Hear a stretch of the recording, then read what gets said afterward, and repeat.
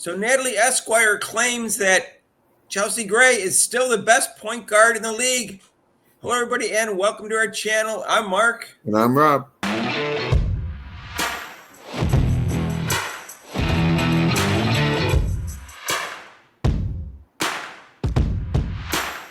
So, hey, if you haven't subscribed to our channel yet, please do so with the notification bell when you do so you get notified of our next video. So I'm going to pull this up, Rob. This is a quote, and I guess she put on X. So here's the exact quote from Natalie Esquire. If you don't know who she is, she's the number one Caitlin Clark hater. Always everything from the black perspective, and black women power. That's what she comes from. And as a result, I don't know, Mark. I think there's a whole line there that she might be the first. There's a whole line of Clark haters. She's women. First. I think she's. I mean, well, she's tied with Cheryl Swoops, but yeah. She's first among the people in the social media that have a regular account like this. Uh-huh. Anyways, I can tell you, just if you don't know, the reason I say she's the worst is because I saw her on a show called Brother to Another or something like that, and the one guy said when Caitlin Clark was smacked to the ground by Kennedy Carter, Caitlin Clark flopped. She was blindsided and she flopped supposedly, and she almost flew through the screen agreeing with the person. So as soon as I saw that, I said she's delusional and she's a racist, because there's no sane person thinks that she flopped on that. All right. So that gives you her perspective. She hates Caitlin Clark to the point where she basically lying about something like that. So this is what she said. Chelsea Gray is the best PG in the WNBA. That hasn't changed BC because she had a down year returning from the injury. The disrespect on her name was ridiculous. Okay, so I looked at all the comments, even in her column, and then it was shared in other people's columns, and 99% of the people disagreed with her because of what? Of course, yeah. Of course, because she's wrong. Yeah. So I thought that was rather interesting that she did that. Rob? I'm just wondering, Mark, if she's just doing it to get, attention, because it's so outrageous a statement. Oh, Gray doesn't get any respect. Of course, she got an Olympic team because of that, which she shouldn't have been on the Olympic team. Right. Well, I told you it's because she's a racist, and she hates Caitlin Clark because Caitlin Clark is white and gets a lot of attention. That's all this is, Rob. There's no logic behind it. It doesn't matter that she was a lawyer at one time. I'm embarrassed that she has a law degree myself as being a lawyer. And a lawyer? Oh my God. She did. She was a lawyer and then quit to do this. God forbid. I wish she would go back to law, please, because she's the least objective person that covers the WNBA. And so people accused her. That goes on to our next topic, Rob, because people accused her of being the one that voted for Angel Reese for Rookie of the Year, which prevented Caitlin Clark from being a unanimous winner. And she said, I don't have a vote. So I did some research, and the WNBA it's not transparent. I think everybody knows that. It's not transparent who voted. Mm-hmm. But the NBA is. In fact, they've been transparent since the 2013-14 season. The league began publicly disclosing the individual votes of media members for end-of-season awards.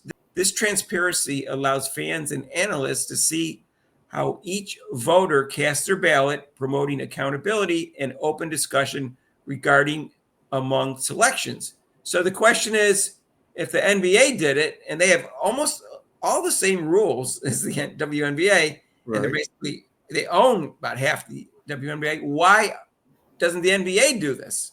And should they? What do you think, Rob? Yeah, well, why not? I mean, what are you hiding? What's the big deal? What's the secret ballot? Oh, we can't divulge who did the voting. What is this secret ballot?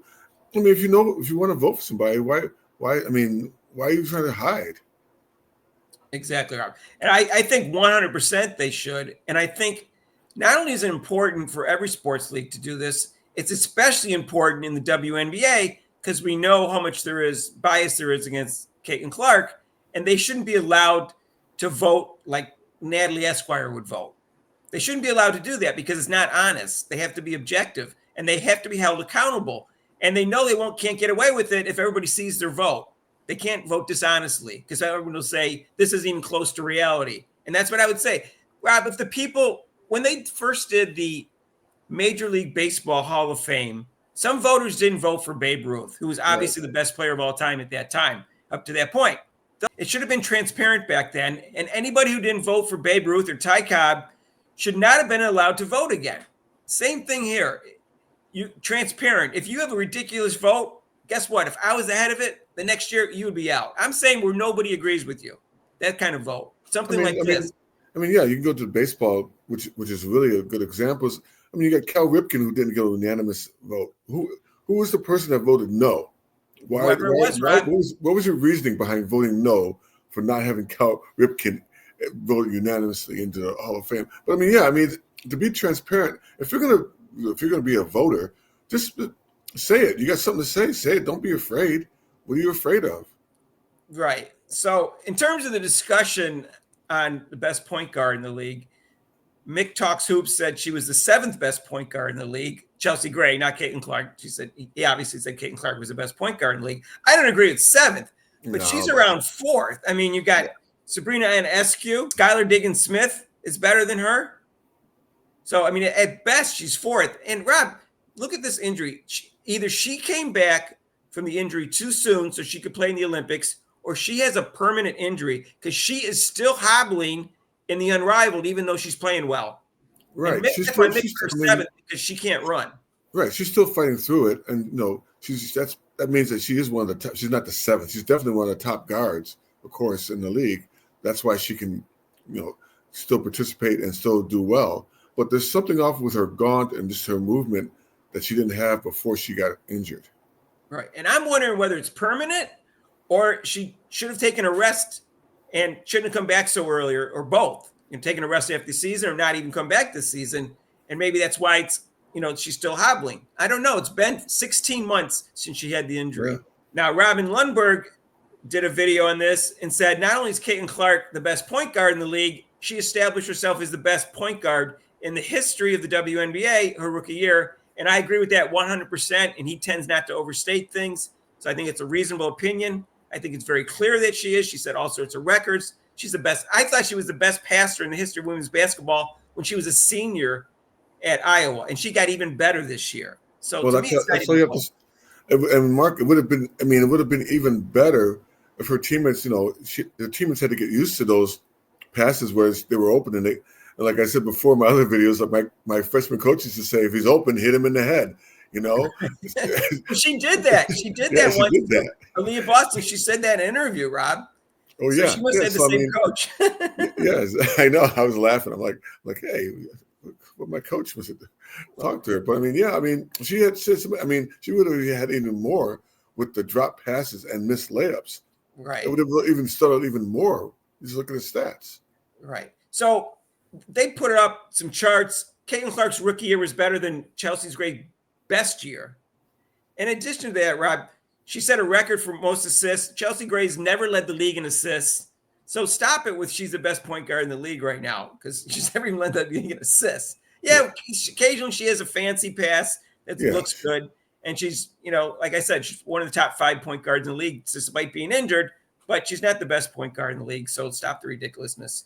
Caitlin Clark is obviously the best point guard in the league, and it's not close. So I don't even want to debate it with her. And then Mark, this year it already showed last year, and with the team that she has now with the free agents and the players, it's going to go even higher. So she'll average 10 assists this year, Rob. Yeah, easy. She'll be if they want to do we'll do the Angel Reese. If they want to get into the double thing, she'll definitely have average like 10 assists a game right there. There's a double, and then whatever. Right. She'll have a lot of double-doubles, and she may have as many double-doubles as Angel Reese has double-doubles. And the double-doubles Angel Reese have, which is obviously points and rebounds, are 5 times more common than, or I think 6 times more common than how often the type of double-doubles Caitlin Clark gets. Yeah, especially when you rebound your own shot that you missed 2 or 3 times. Right. But she's improving a little bit on that. She is. She is improving a little. Her form was a little bit better. They showed a video of her playing in the Unrivaled. On some of the layups, she was starting up from higher up than not from her waist, but she still missed some. Yeah. Lisa Leslie is working with her, if you don't know. And Lisa Leslie was proud because she was better on her layups and they started up a little bit higher, but some of them started low. I saw the highlights of that. So, but anyways, I will say Chelsea Gray, everyone says she's playing well in the Unrivaled. I don't watch Unrivaled. To me, it's just a boring version of WNBA. And to me, WNBA is boring without Caitlin Clark. So I only like to watch Caitlin Clark. Yeah, why am I watching that? Except an occasional college game because I like the bright young stars showing up, which reminds me, I'm going live today at noon. This will be edited up by noon today to watch 4 exciting guards. We're going to have, it's going to be Notre Dame and North Carolina State. So join us for that. Rob has to work, so he won't be there, but join us for that. And join us for our new show called Caitlin Clark's Crossover, which is going to be part of our live show. We're going to have 3 guest panelists who are all podcasters from that, promote Caitlin Clark, that like Caitlin Clark. No Natalie Esquires or any insane people like that. All good, intelligent people. You know what they're talking about, yeah. Our first show will have the very popular Adrian Ross, Rudy from Come On Now, the podcast, and also AC Nation TV. Very popular also. And then the following week, we got Frank DePope, and he'll be on our show. So sounds good. So it's going to be great. I'm gonna have to maybe. I don't feel so good. Rob has to work, but he wants to be on the show. And it's going to be like the sports reporters. That's going to be almost the exact same format as the sports reporters, only it's going to be an hour instead of, they were only 20 minutes long because they had commercials. So it's going to be from 6 to 7, and then our normal live show is going to be expanded till 8:30. So our normal live show will now be from 7 to 8:30. So 6 to 8:30 every Monday except for major holidays. That's just Memorial Day and Labor Day, the only 2 Mondays we're not doing it this year. So join us for that. And if you haven't subscribed to our channel, what are you waiting for? All this start getting on fire. It's going to be on fire now. You better jump on. It's going to be on fire. Hit that notification bell when you do so you get notified of our next video. If you like this video, hit the like button and share it with your friends. And if you want to donate to this channel, you can with super chats down below and super thanks. And we'll see, and there's a link to PayPal, and we'll see you in the next video. Peace out.